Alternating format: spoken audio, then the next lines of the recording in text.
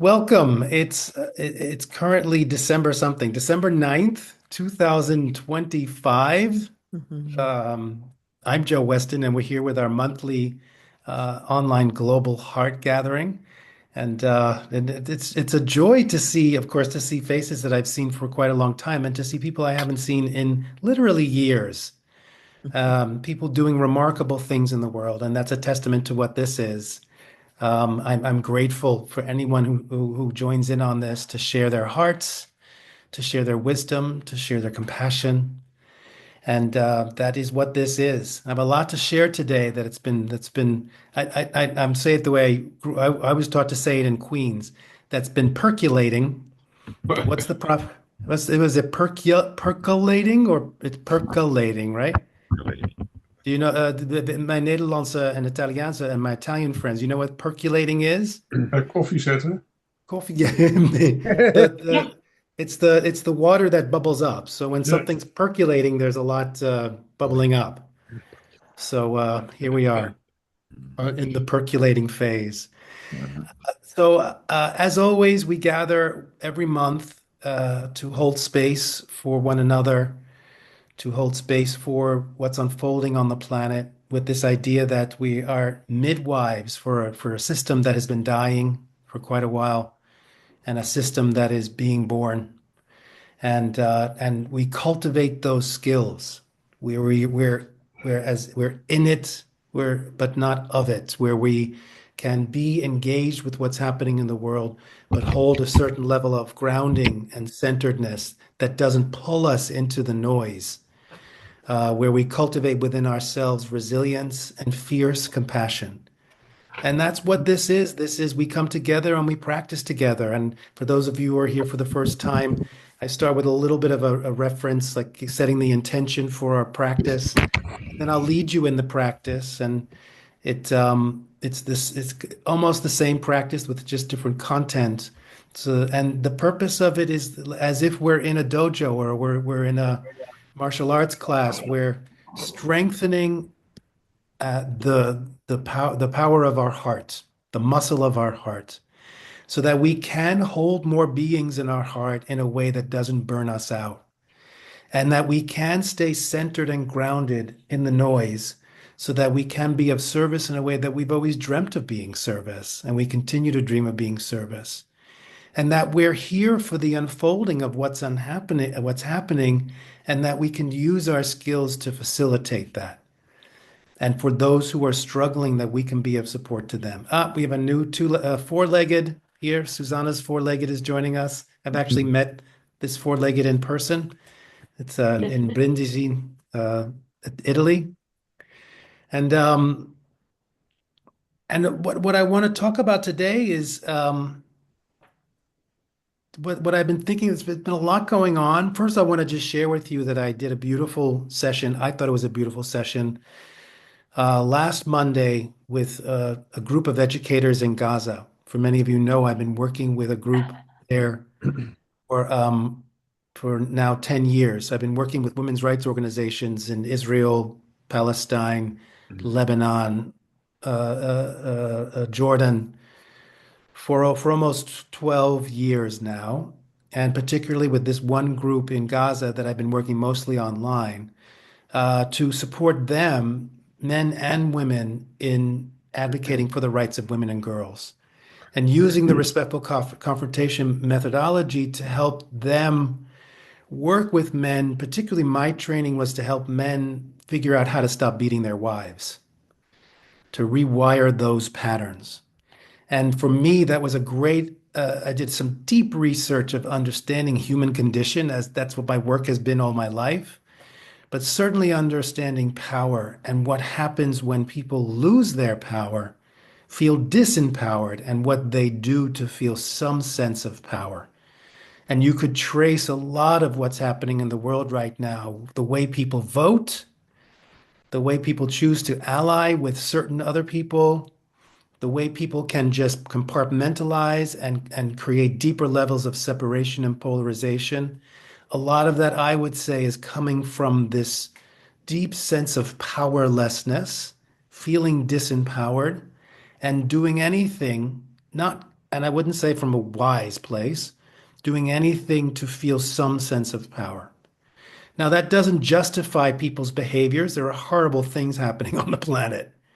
But it might help us who want to see ourselves as bridge builders and midwives to be able to stop and say, if we understand where it's coming from, there might be a way to open up the possibility of dialogue and to see if there is possibilities for hope and new solutions.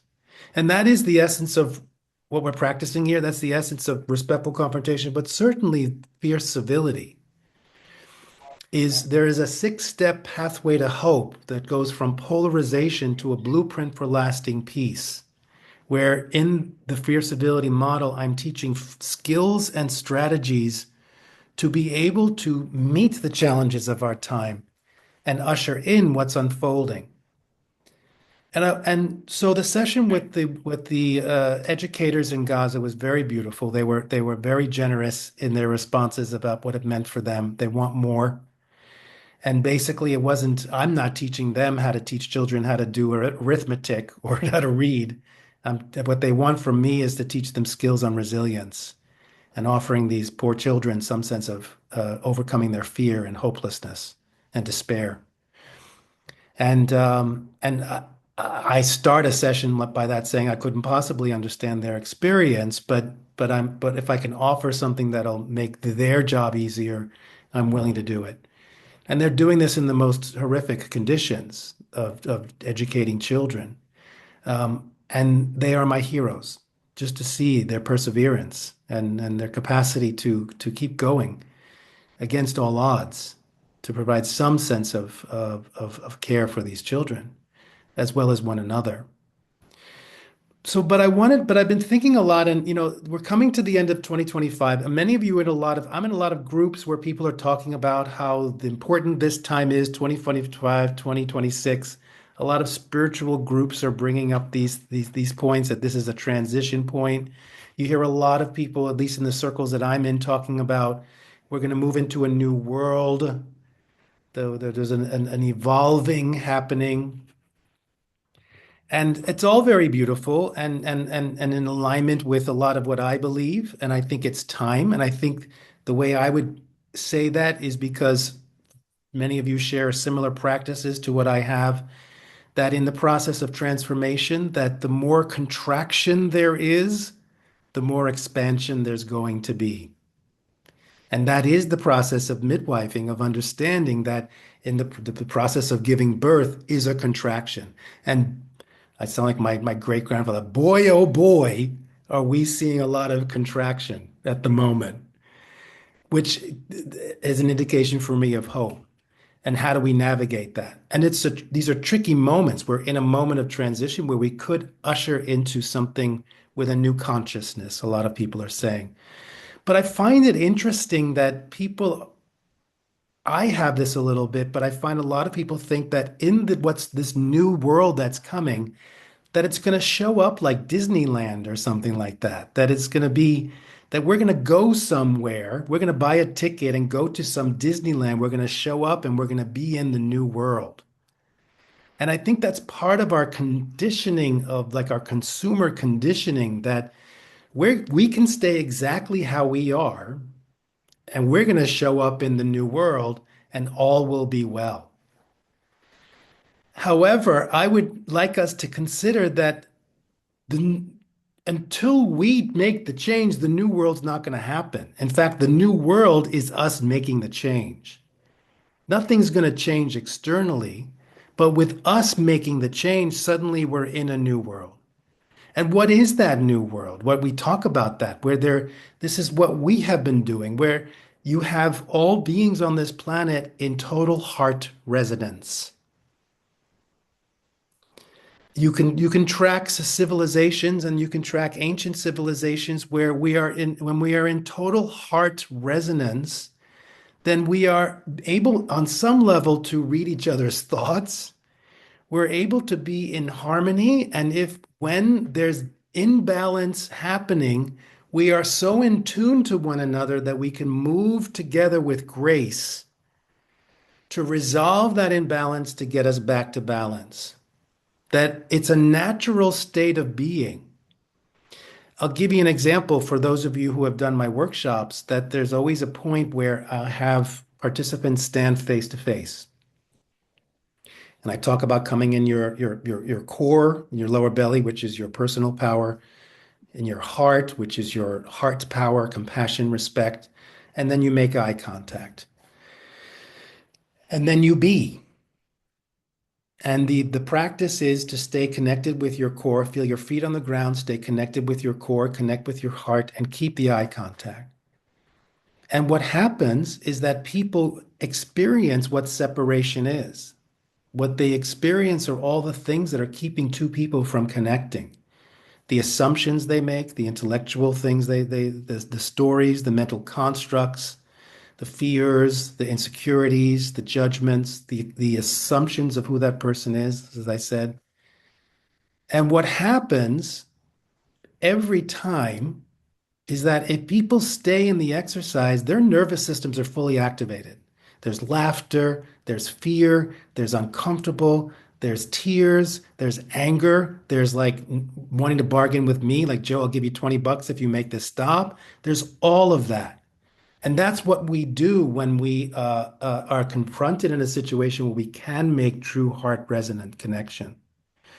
But slowly, because they're forced to stay in the exercise, they overcome every element that comes up to want to distract them, to keep them out of presence with themselves and connection. And each one of them, they breathe through it, which brings them into deeper connection.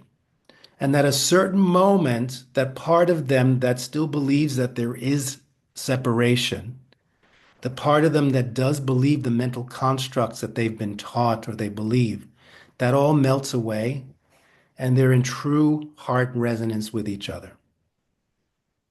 They go from being individuals to being one. This happens every time. Many of you have experienced it not in my workshops, but in other kinds of workshops. It happens. And it's in that moment that I always say afterwards, in that moment, when people are in that heart resonance with each other, war is not possible. Hunger is not possible. Oppression is not possible. Damaging the environment and nature is not possible.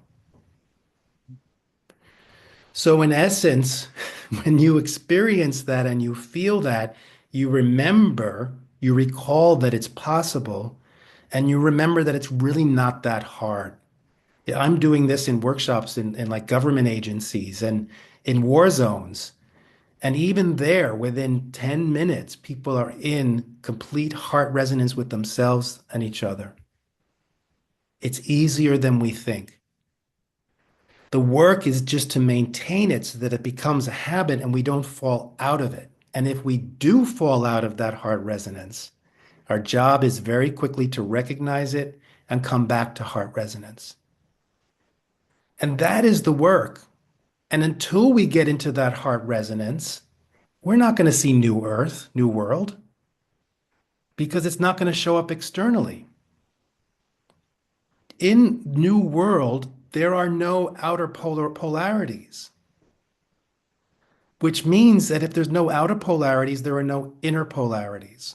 Because as you know, for all of you who have read my book, Respectful Confrontation, most of our external polarizations come from our inner polarizations. So I bring this up certainly for those of you who have been doing this practice with me now since 2017. The rehearsal phase is over, guys. And that's what they're saying. They're saying, the astrologists are saying this, the scientists are saying this, all of the different groups that you might be involved with, the spiritual community, the shamans are saying this. We're in a transition. The rehearsal's over. So we have to get over this idea that we're still rehearsing this and really be it. And I'm speaking to myself. I'm not there. But what that means is that we have to, this practice we're doing here, this is the practice.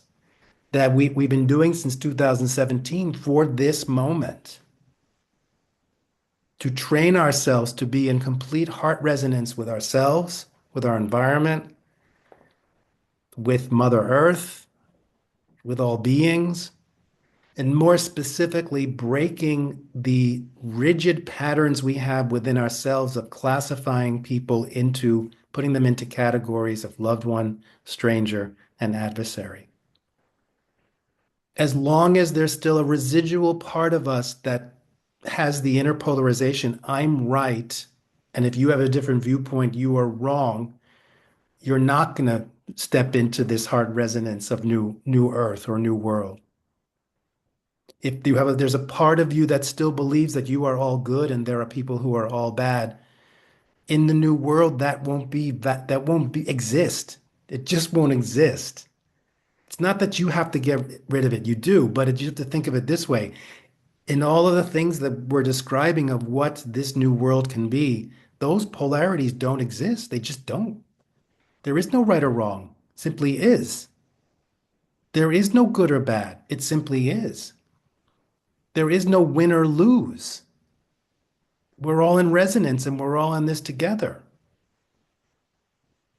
So I bring that in for you to just check into where are you in terms of this practice. Certainly for those of you who have been doing this with me and other practices. Many of you in this space right now, I can see all around the world are gifted masters in your own practices that you've been doing for decades.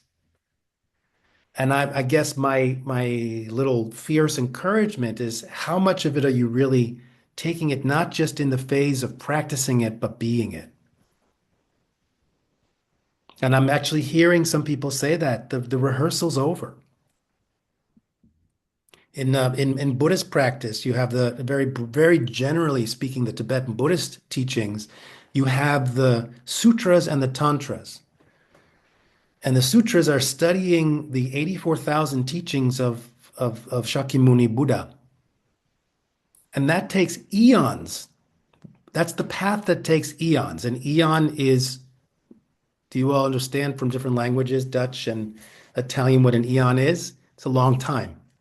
Mm. So according to Buddhist teachings, if you're following the sutra path, it's going to take you like 3 eons to become a Buddha. The Tantra path is the quick path.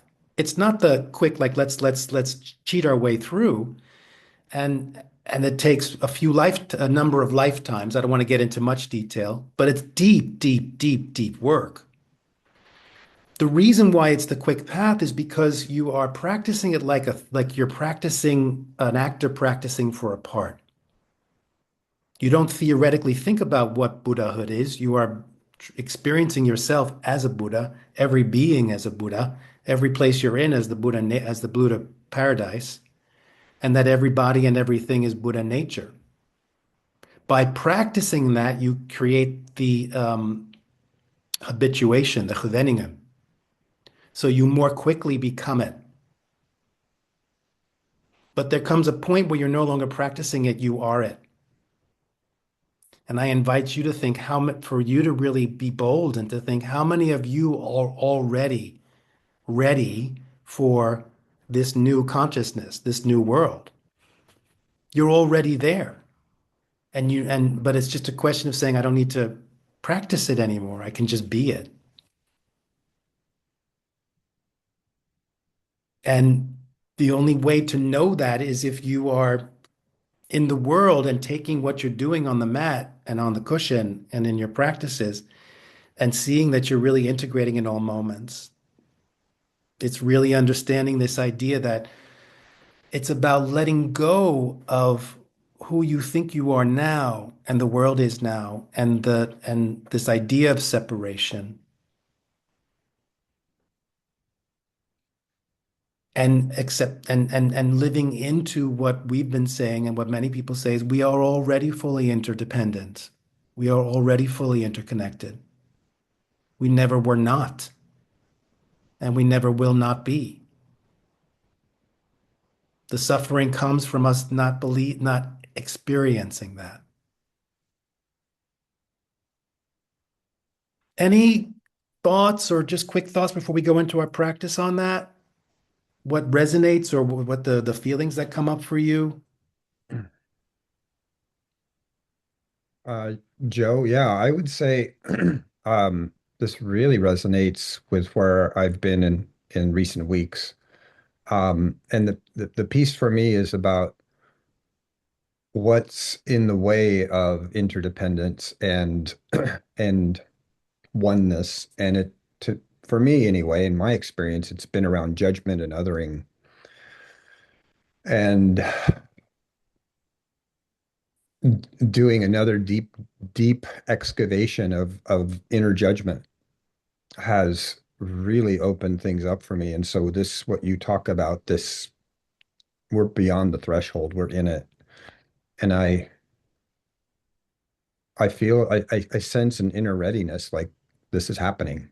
Hmm. And that it's not about some, playland that we're going to suddenly enter. It's about taking what works and what's present and cultivating that and just letting go of what doesn't work. Yeah. Thank you. Thank you, Keith. Joe? Jean? Yeah. Yeah. Hi. Good morning. Good Morning. evening. So what you're saying I find to be very helpful, but where I have just sort of an curiosity is why. It's I'm trying to understand the why. Why are we now where we are? I can, I can fault, I can not fault, but I can attribute it to technology. I can attribute it to diversity, communication, but it's why are people so cruel? Right. Right. But can I offer a suggestion?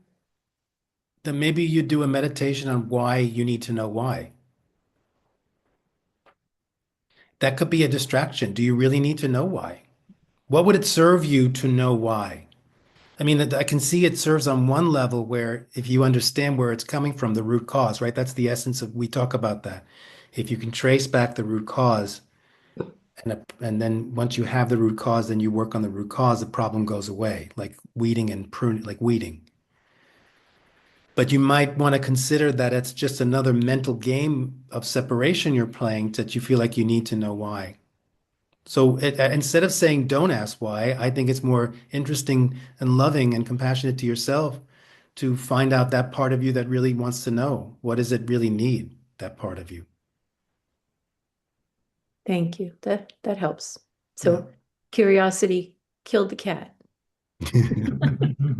If the cat in this sense is, because we don't want to kill anything, but if the cat in this sense is the monkey mind that's keeping you distracted and in separation and not really dropping into your heart, then I guess yes, let's kill it. But I don't, let's transform it into another form. Let's instead of killing it, let's transform it into another form. Of course. Thanks. Yeah.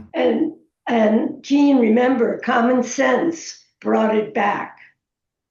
Oh, I never heard that. So That, curiosity killed the cat, common sense brought it back. no. Okay. Joe, this is John Mabry. John.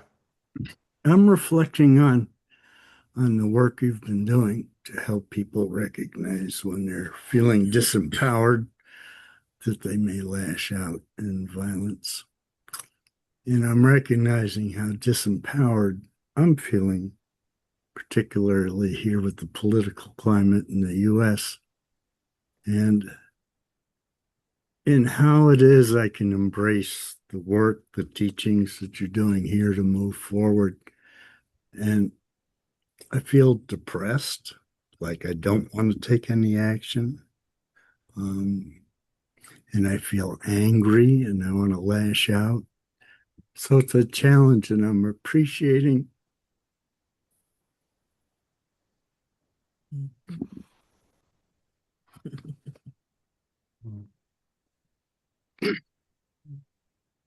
I'm really appreciating the paths you're trying to teach us. Thank you. Thank you, John. What a gift. Thank you. I'm appreciating you and everyone here and all the paths we're, yeah, I always say I'm in an interesting position. I get to know pretty much all of you here. I know how remarkable you all are. And to have more time to get to know that from one another, all of you. So, John, I mean, it's okay to express that. I mean, that's what we're here for. This is what we're here for, to hold space for that and to support each other in that and to love each other in that and to help us remember who we are and our power. And I would say that, and this is what I've been saying in every lecture I'm doing wherever I am, and this is what I was saying to the teachers in Gaza, and I've been saying that for years, is that the best thing we can do right now when we feel powerless is to understand that the world system is continuing to do what it's doing because it's doing a very good job of keeping us dysregulated and disconnected. It can be that simple. When we're dysregulated, we're in our reptilian brains, we're in a fight, flight, freeze response. Two things, we can't access our critical thinking, and therefore we go into, some of us can go into fight, where we're like, I want to take people down, and others go into, I'm powerless, I'm worthless. The world system is doing, by keeping us dysregulated, we go there. It's also keeping our hearts closed. Talked about this all. If you want to really know about my theories about open-heartedness, listen to last month's teaching. It was really beautiful, and what everybody shared was beautiful about the dimmer switch of the heart. So the world system's doing a good job of keeping us dysregulated and isolated. And that the most rebellious, revolutionary, radical thing we can do right now is to work day and night to stay regulated and feel our own physical, emotional, mental, and spiritual power and grounding, and consciously cultivate and deepen our relationships. That will not change the world system tomorrow, but if we're all doing that, and we're all doing it in a way where we really are staying regulated and self-care and nurturing, and we're nurturing our relationships and those we love, or even just those we're in alliance with, that will slowly shift the system.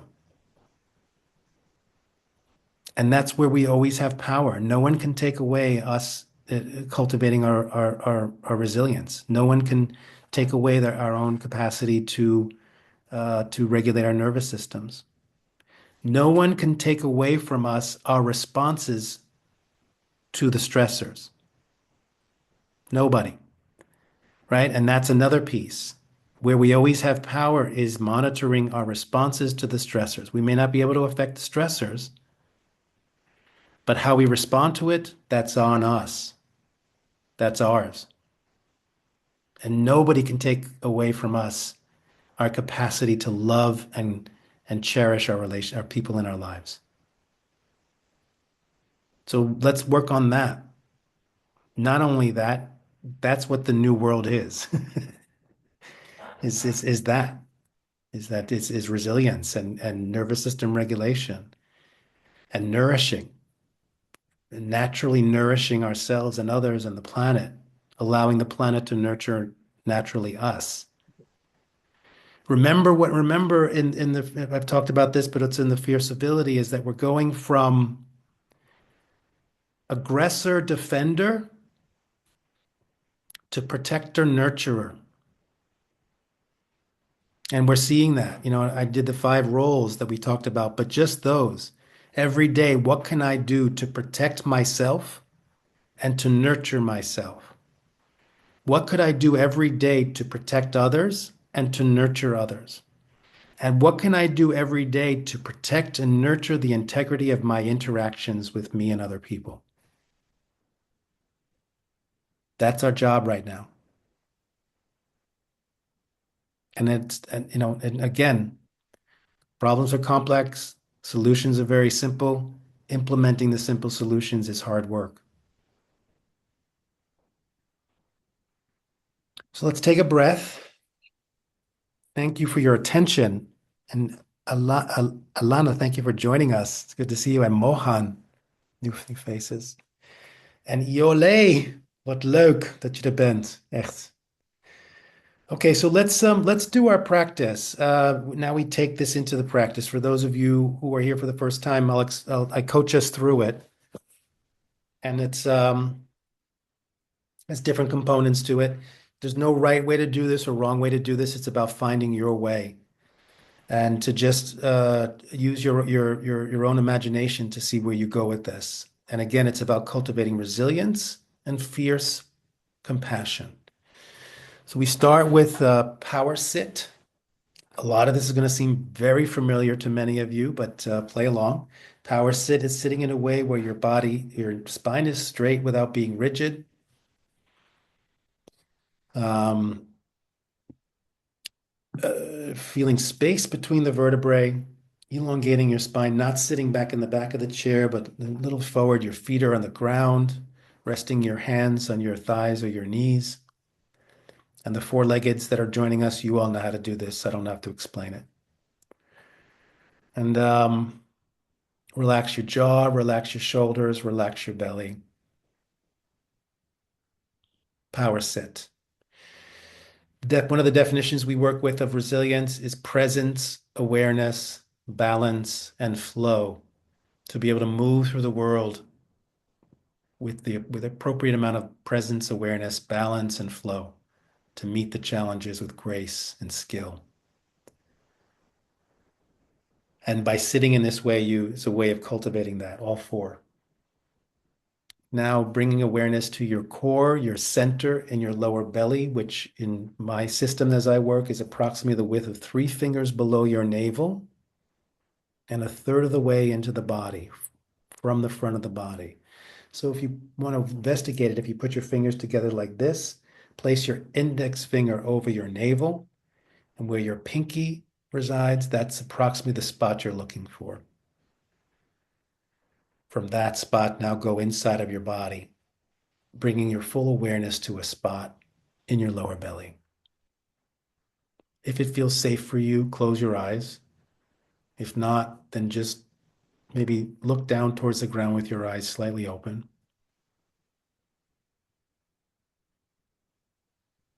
Bring your full attention to this spot. I would call this your center of gravity, impulse, gut wisdom,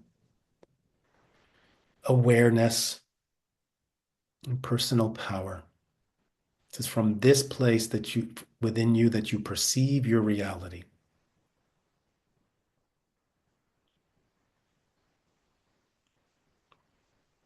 So this whole exercise is about increasing your awareness and perception, not thinking your reality, not feeling your reality. That's for other exercises. But by cultivating a deeper sense of perception of your reality, you can integrate your thoughts, your feelings, and your intuition and your awareness together, working in harmony. So from your center, become aware of your contact points, the parts of your body that are connecting with what you're sitting on the ground. And really be specific and feel the sensations of what it's like with gravity pulling you down closer to the chair and the ground. And those contact points, feel the pressing that's happening. The nerve endings are picking up information,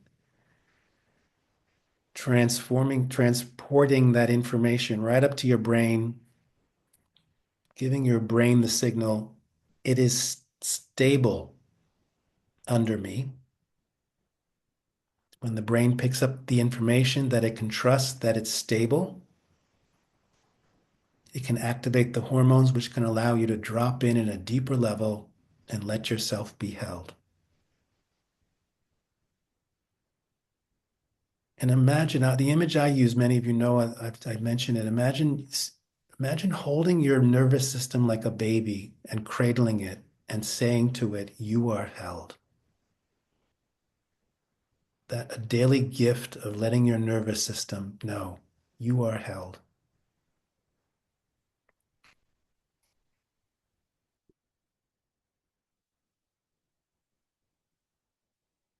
Allowing feelings to flow and emotions to flow.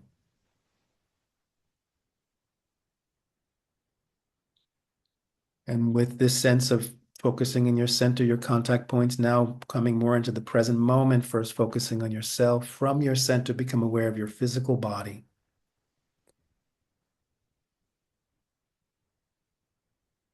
All you're doing is listening and learning to listen to the vocabulary of the wisdom of the body. How does it communicate with you?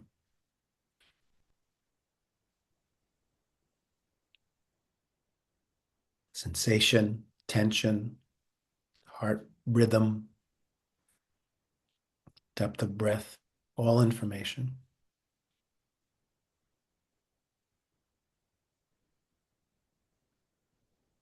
From your center, become aware of your emotional body. With curiosity, not judgment, be aware of what emotions are you present to right now. Which ones seem most on the surface? And be curious and give them space with your breath to flow. All feelings are welcome.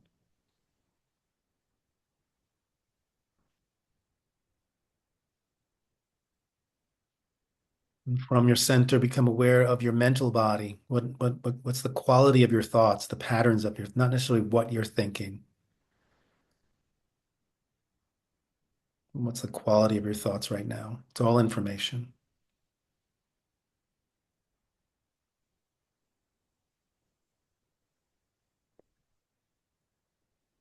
And maintaining your connection with your core, your center, your personal power is the foundation of this practice. Now bring awareness to the middle of your chest where your heart center resides. Compassion, respect, connection, your highest values. And both from your center and from your heart, become aware of that part of you which has connection to something larger than yourself.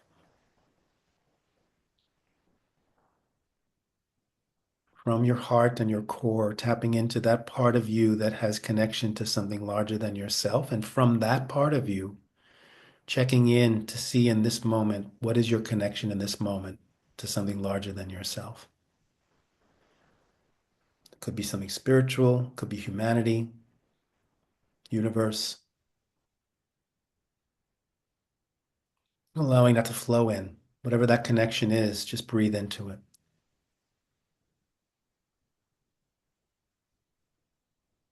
With that sense of letting yourself be held, particularly by Mother Earth from underneath, and feeling that sense of connection with something larger than yourself, let that flow through your body, from your heart and your center, expanding out to fill your personal space, out to the boundaries of your personal space, in all directions, behind you, above you, sensing that expansion to who you are, clarifying your own personal boundaries. And with this awareness of self from your center and from your heart, take a full breath in through your nose and out through your mouth.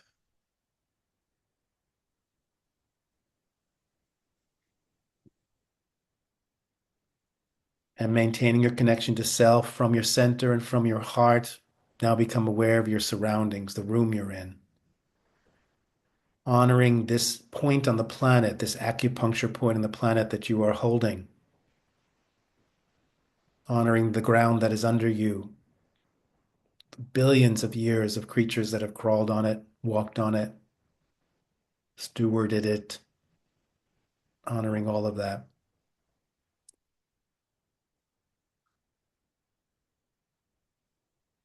In all directions without having to look. And with this awareness of self and surroundings from your center and from your heart, take a full breath in through your nose, out through your mouth. And with this awareness of self and surroundings from your center and from your heart, become aware of the others in this meditation circle, joining in on this practice. From your center and from your heart, reaching out, connecting with them with your presence and awareness. People in various parts of North America, maybe Central America, people in various parts of Europe, and many others who may not be on the World Wide Web with us, but are joining us around the world. Feel that connection, both giving and receiving,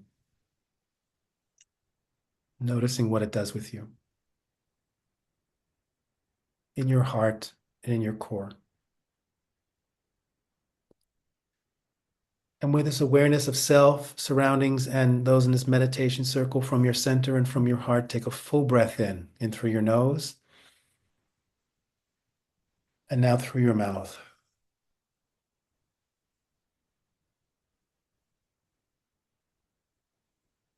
And now holding on to that connection with self, surroundings, and those, your allies in this meditation circle, now expanding the capacity of our hearts. From your center and from your heart, become aware of all human beings, beginning with those human beings you would label loved ones. Who arises in your heart in this moment? What faces or do you see groups of people? How many loved ones can you hold in your heart right now?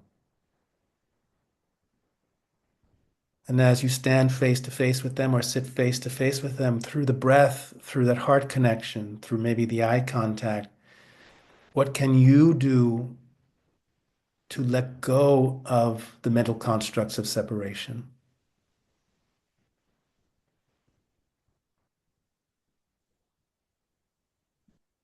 What comes up for you? Assumptions, even loved ones, what assumptions do you have? And can you realize that they're not, have nothing to do with them, they're your stories about them.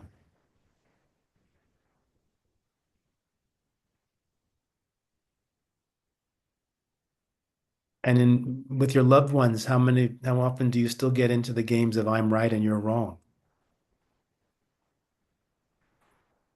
Can you let that go? Or at least try to let that go. And what comes in its place? Or what surfaces when you let go of this need to be right and the other to be wrong?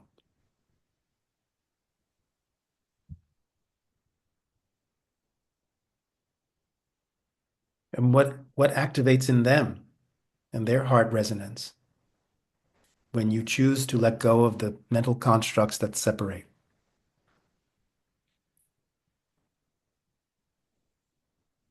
And from your center and from your heart, become aware of those human beings you would label stranger. And be surprised who arises in your heart. What faces do you see? Groups of people. Could be a neighbor. Could be someone you saw and remembered in the supermarket. Could be people you see in the newspapers or on social media. Someone you imagine in another continent. How many strangers can you hold in your heart? Knowing that most likely your stranger list is more than 7 billion. That on some level you have no lack of connection with, you're already interdependent and interconnected with. But this mental construct of stranger holds that back. So how can you let go of the assumptions or the patterns that you have when you approach a stranger? And acknowledge that you're already in heart resonance with them. And in what ways might you get into the patterns of I need to win and you need to lose?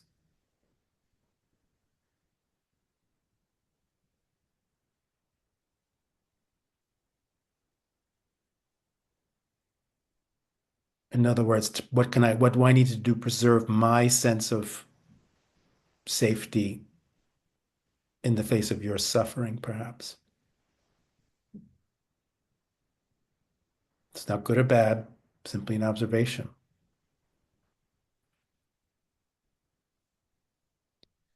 And what happens as you let go of those mental constructs and the separation and you come in more heart resonance? More importantly, what does it do with them?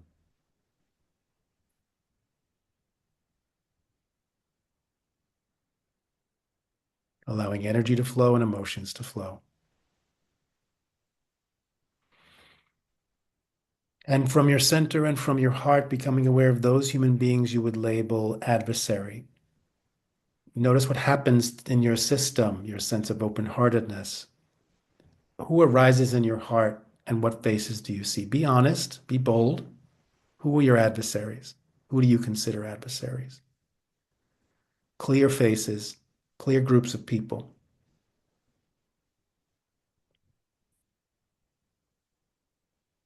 And what would it take to just even consider experiencing that from the place of these are just your mental constructs?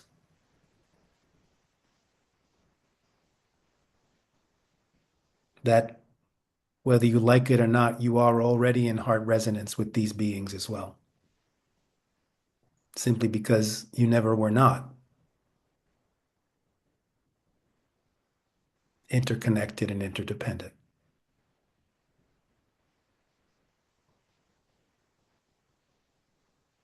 And in what part of you holds on to the inner polarity that I am all good, you are all bad?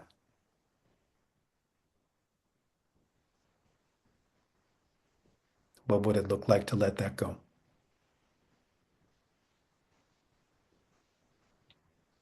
And in this practice, as you engage with them, what shifts might you see in them? What miracles could possibly happen in this very moment?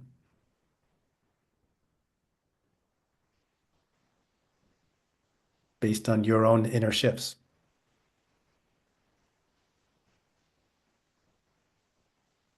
Now imagining all human beings that you're connected with now having just for a moment, a flutter of a moment, a spark in their hearts of what true heart resonance is with all human beings, all beings, the planet itself, the solar system, and the universe.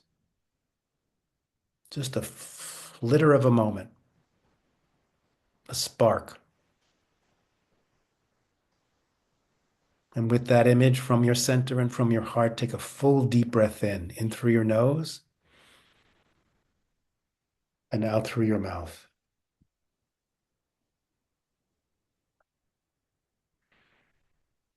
And taking all of that with you, now allowing all human beings to flow into your heart as you bring your awareness back to those in this meditation circle.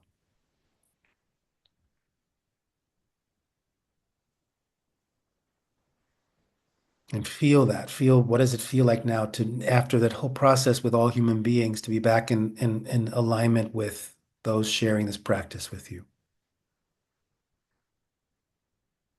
And with gratitude, allow those in this meditation circle to flow into your heart as you bring your awareness back to your surroundings, bringing this practice into the here and now, the space that you inhabit, filling this practice with your furniture and your lights and your windows and your stuff and your plants and your pictures to anchor this practice into this moment.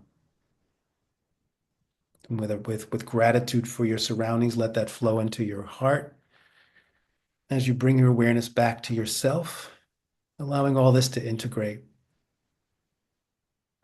And considering what it would be, all the mental constructs that keep you from integrating fully with yourself.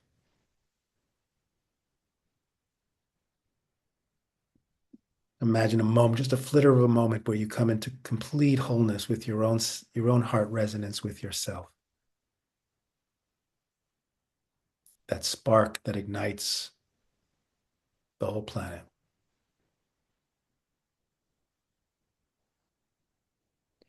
And noticing the benefits of this practice that you've done, allow the energy that you've generated to flow into every cell of your body, energizing and activating all of your cells, enlivening. Allow this energy to flow into all of your organs, very clearly seeping into your organs to nurture, energize, enliven, heal.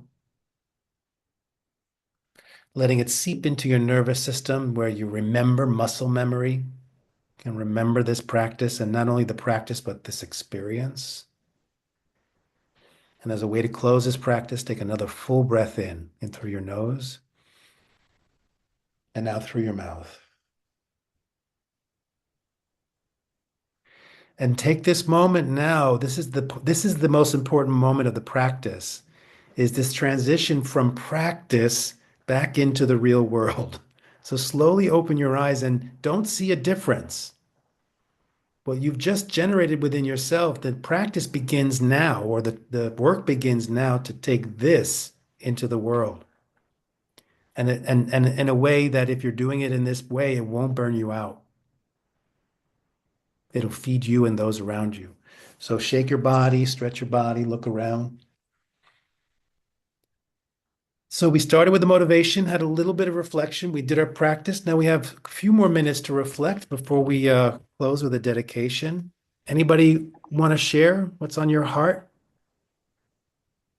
Yeah, I like to share. Sure. I have three things, and they're all the same. When I gave birth to my daughter 36 years ago, I did it at home because most Dutch women do it at home. But I had to go to the hospital. It was a critical moment. And there was a huge, I name it a doctor, but I don't know his function in the ambulance. And there came a contraction because that went on and on and on. And I was so tired. I said, oh, I skipped this contraction. And he said, that's impossible. And he said, my dear, it's okay. And then I could relax. Hmm. Last 2 weeks, I was very grumpy and very, everything I didn't like. And when I sent it, I told it to people, I apped it to some people, and they said, it's okay. And now I did the practice, and I had the adversaries, and I saw a whole lot of politicians. And then I thought, okay, this feeling, it's okay. This is what I feel now. And then it's over. It's a little start, but the big doctor helped me to say, yeah, just skip it. It's okay. Hmm. Beautiful. Thank you. That's it. That's the practice. That's it. Yeah. That's the monitoring your own response to the stressors and how easily we can get caught for not minutes, not hours, not days, for weeks and months in some of the contractions we put ourselves through. Yeah. Beautiful. Thank you. Anyone else? May I? Susanna? Susanna? Yes, of course. I find it not easy, but quite feasible to imagine this connection to many beings, even humanity, in theory. But I find it really challenging when a single personal conflict arises. Just a little example. I had a discussion yesterday with a dear person I have in my life, and just half an hour after, I realized, okay, we just both lost our patients. It's both of us, and so I apologized for my side, and on the other side it was, see, you're wrong, and now there is a stalemate, and so I can love from a distance this person, but how we do this, how do we play this game alone if there is not a resonance on the other side? And I really don't know how. Let's talk about it. Let's talk about it. It's work, and I mean, I could say something really annoying and say, read my book again. Because it's in there, it's like it's about skills, so what you're saying is, what are the skills that are necessary to actually use that tension as the impetus to get into deeper connection, and actually the creative flow of that to create the circumstances for creative emergence, for something new to emerge.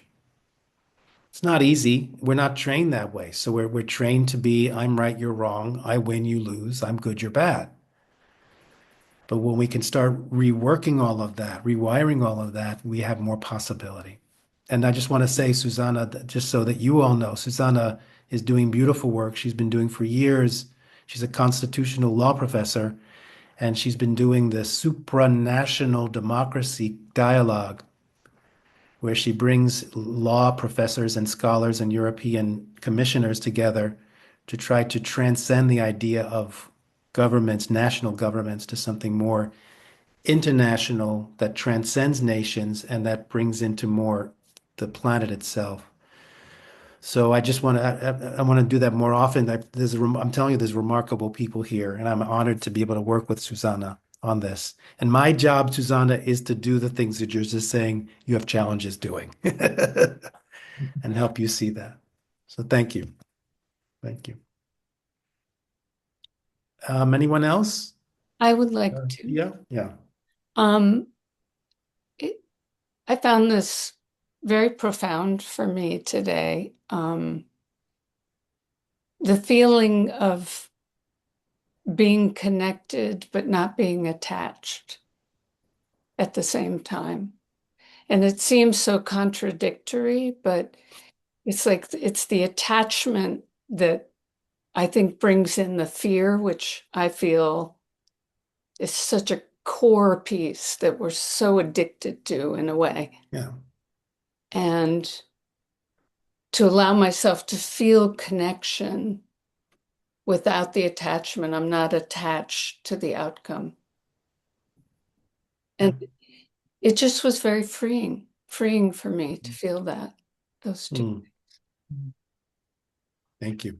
Thank you. And I just like to amplify what I have found so nourishing is connecting with strangers as much as I can by making eye contact. And my face expresses pleasure. And the highlight of this example is nothing to do with eye contact, but being on a bus with my husband, who had a leaf on the top of his head, and a stranger standing up in the bus reached over and brushed the leaf off. And that sense of community, as you just pointed out, that there was someone who had no constraints about reaching out, and the energy that conveyed about the community we're in is so nourishing that it helps a lot to offset the other side of the picture. I think it is. Yeah. Thank you, Barbara. Yeah, you've taken that on. I really appreciate that. You've been practicing now for quite a number of years, and it feels like you've really taken that on as a mission to connect with the 7 billion plus strangers on the planet. And you're doing a great job, and you do it with such grace and such creativity and beauty.